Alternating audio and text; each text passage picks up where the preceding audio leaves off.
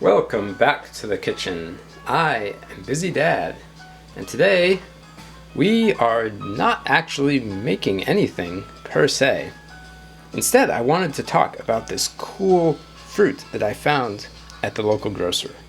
And of course, by local, I mean Whole Foods. So these are called Cape gooseberries.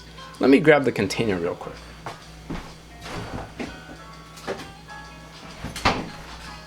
So they come across in the supermarket as this thing called golden berries. If you look closely, they do say Cape gooseberries.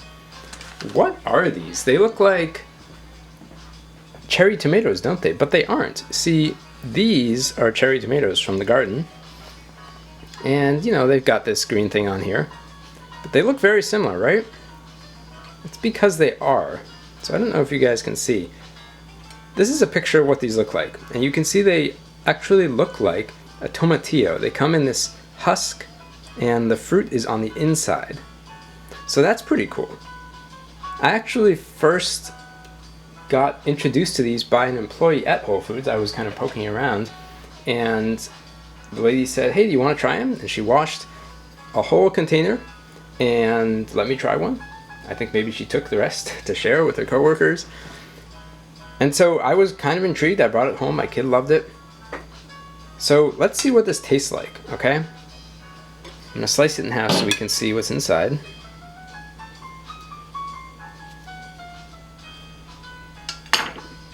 And this is what it looks like on the inside. Little seeds. Let's give this a shot. Okay, so it's seedy. A little bit of seeds, a little bit of crunch, not bad. Definitely sweet.